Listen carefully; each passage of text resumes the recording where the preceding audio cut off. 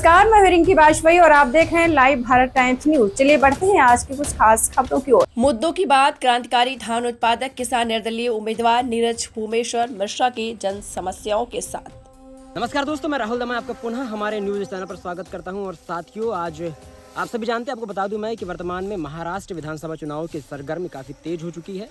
और इसी कड़ी में हम मध्य प्रदेश से चलकर हमारे सीमावर्ती जो राज्य है महाराष्ट्र, उसके एक जिले गोंदिया के विधानसभा तिरोड़ा में पहुंचे हैं, जहां पर निर्दलीय रूप से पर्चा भरा है हमारे बड़े भाई नीरज कुमार मिश्रा जी ने।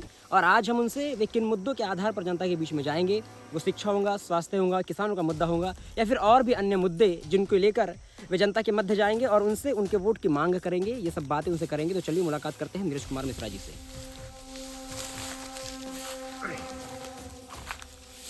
मिश्रा जी नमस्कार। भैया नमस्ते, आप सबको मेरा प्रणाम, नमस्कार, सादर राम राम। हमारे चैनल में आपका स्वागत है जी। आपका भी बहुत बहुत धन्यवाद जी। हम मध्य प्रदेश से चल करके आज महाराष्ट्र पहुंचे और ये महाराष्ट्र के गोंदिया जिले की तिरोड़ा गोरेगांव विधानसभा है, जहाँ पे आपने निर्दलीय प्रत्याशी के रूप में पर्चा भरा। जी जी जी, बिल्कुल। तो जिस तरीके से आप जानते हैं, हम जानते हैं और जनता भी जानती है कि भारत जो है वो लगभग 60% कृषि प्रधान देश है और आप भी किसान के बेटे हैं, किसान के पुत्र हैं जी। तो विविध समय में होने वाले मौसमी परिवर्तन और भी अन्य चीज़ों में किसानों को किस तरह की समस्याएं आती हैं और किस किस समस्याओं से आपका क्षेत्र वर्तमान में जूझ रहा है, इसके ऊपर कुछ बताइए हमें। सबसे पहली बात तो मेरे तिरोड़ा विधानसभा 64 तिरोड़ा विधानसभा तिरोड़ा गोरेगांव विधानसभा से के सभी मतदार बंधु एवं भाई बहनों को मैं नमस्कार कहूँगा, सादर प्रणाम करूँगा।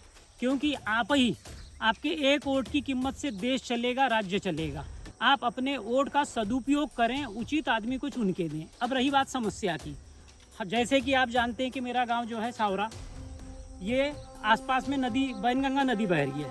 बैनगंगा नदी बह रही है पिछले कई वर्षों से, जब से कोलेवाड़ा डैम बना है, अदानी का पावर प्लांट बना है, कोलेवाड़ा डैम बना है, उसके बाद से बार बार हर वर्ष यहाँ पे बाढ़ आ रही है। और बाढ़ ऐसी नहीं आ रही है, ऊपर में मध्य प्रदेश राज्य में जो संजय सरोवर है उसके डैम के गेट बांधे जाते हैं और ऐन समय पे खोले जाते हैं और ये नीचे वाले के भी खोले नहीं जाते। हर वर्ष हमारी खेती में बाढ़ आती है। बाढ़ इतनी ज़्यादा आती है कि हमारी खेती हर वर्ष डूब जाती है। डूबने के बाद में सरकार की तरफ से उसका मुआवजा के लिए पंचनामा किया जाता है। पंचनामा ये किया जाता है कि जैसे मैंने अभी 1 एकड़ की 2 दिन पहले धान की चूरनी किया हूँ, उसमें मुझे 11 कुंटल धान हुई।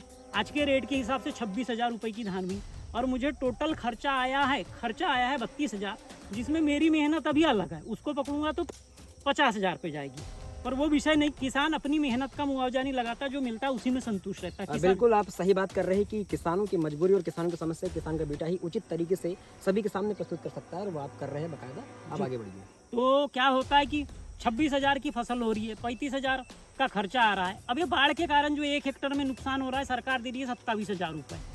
उस हिसाब से तो हमको 70,000 मिलना चाहिए। ज़्यादा तो मांग नहीं रहे, सरकार देती नहीं, और देती भी है इस साल का पैसा अगले साल, और उसमें भी कागजी प्रक्रिया इतनी ज़्यादा है कि किसान खुद परेशान हो जाता है। अच्छा, बिल्कुल। जिस तरीके से आपने अपनी किसानों की समस्याओं को साझा किया, तो इन समस्याओं में विलंब होने का कारण आप किसे मानते हैं और इन समस्याओं को खत्म करने के लिए जो वर्तमान में यहाँ पे विधायक रहे हैं पूर्व में, क्या उनके द्वारा कुछ ऐसे प्रयास किए गए सरकार के समक्ष कि किसानों को उचित मुआवजा मिल सके?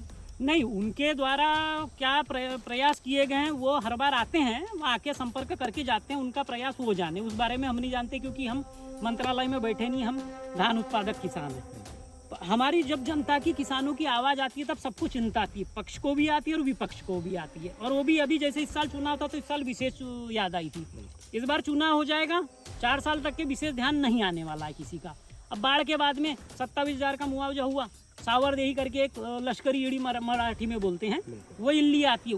इल्लियों की वजह से फसल चौपट हो गई है, तो नदी के किनारे वाले बेल्ट को मुआवजा मिल रहा है, इधर वाले को नहीं। ये कुल मिला के किसानों को भ्रमित किया जा रहा है। और जो विधायक बन रहे हैं, सांसद बन रहे हैं, ये मैं अभी किसी एक पार्टी को मैं दोष नहीं दूंगा, मैं सभी पार्टियों को दूंगा। और ये अभी का नहीं बोल रहा हूँ, पिछले 25 साल का महाराष्ट्र का इतिहास जब से मैं समझ रहा हूँ तब से देख रहा हूँ। इनको जब जरूरत है तब किसान याद आता है, इनको अपना झंडा उठाने के लिए और थैला उठाने के लिए किसान दिखता है। और मैंने इस बार ये सब समस्या, मेरे पास में समस्याओं का पिटारा है, मैं खुद उसका क्या कहते हैं उसको, कि मेरे ऊपर वो समस्याएं बीती हैं। इसलिए मैंने ये निर्णय लिया कि मुझे कर्म की प्रति कर्म क्या हो, मुझे सिर्फ कर्म करना है। परिणाम की चिंता नहीं है, परिणाम की चिंता नहीं है। गीता के उपदेश के अनुसार चाहे मुझे जनता, यदि जनादेश में मुझे वोट देगी तो मंजूर, नहीं देगी तो जनता ही मेरी माई बाप है। तो जिस तरीके से वर्तमान में आप चुनाव में खड़े हुए हैं जी। एक रणभूमि है, अगर माना जाए, आप गीता की बात कर रहे हैं और जी। गीता में उपदेश है, ये कर्म करो फल की चिंता मत करो। जी और आपके सामने 2 बार के कद्दावर नेता विधायक जो पूर्व में रह चुके हैं, जी। माननीय विजय रहंगाले जी, जी। और अगर दूसरे पार्टी की बात करें तो गुड्डू बोगचे जी, दोनों ही अपने जगह पे कद्दावर नेता हैं। जी और जिस पार्टी से विजय रहंगाले जी बिलोंग करते हैं, उनकी पार्टी ने जैसे वर्तमान में एक ट्रम्प कार्ड खेला, जो इससे पहले मध्य प्रदेश में बीते चुनाव में देखा गया और छत्तीसगढ़ में देखा गया। जैसे मध्य प्रदेश में लाड़ली बहना योजना, महिलाओं को 1500 रुपये प्रति माह, सेम कंडीशन छत्तीसगढ़, और यहाँ पर भी लाड़की बहना योजना के नाम से वो योजना चालू की। बिल्कुल बिल्कुल। और अगर हम पूर्ववत इसके परिणामों की बात करें तो मध्य प्रदेश में एक तरफा भाजपा को जीत मिली, जी। छत्तीसगढ़ में भी भाजपा का उदय हुआ। जी। तो क्या आपको लगता है कि इतने ज़्यादा ट्रम्प कार्ड भाजपा खेल रही है, फिर उनके विधायक इस चुनाव में प्रत्याशी के रूप में अभी मौजूद है, और इन योजनाओं के बाद में भी आप उनकी घोषणाओं को और उनके मुद्दों को कमजोर कर पाएंगे अपनी बात रखते हुए? नहीं, कमजोर कर पाऊंगा नहीं कर पाऊंगा, इसका निर्णय मैं नहीं कर सकता, और मैं उनके ऊपर कटाक्ष या आरोप नहीं कर सकता, क्योंकि वो 10 साल से हैं, उसके पहले और 15 साल अन्य लोग भी रहे, उन्होंने भी विकास किया है, मैं उनके ऊपर आरोप नहीं लगाता, उनने अपने तरीके से विकास किया है। बाकी जो बेसिक सुविधाएं होती है जमीन से जुड़ी, उन लोगों ने, मेरा ये आरोप है कि जमीन से जुड़ी जो चीज़ें उनको साइड लाइन किया है उन लोगों ने, यह है उनकी दिक्कत।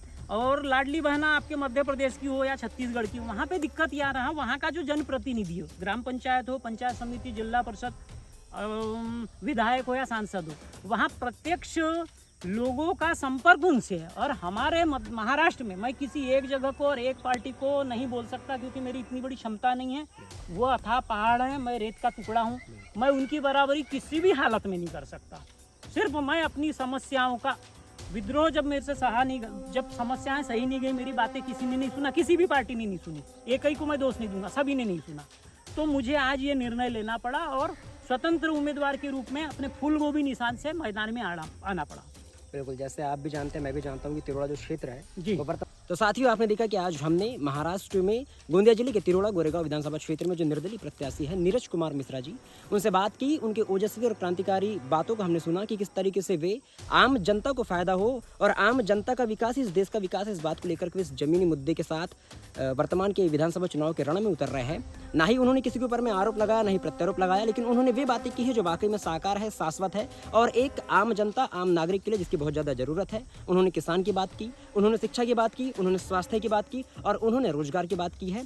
तो इन सभी मुद्दों के आधार पर हमारे साथ बने रहिए। तब तक के आपका धन्यवाद।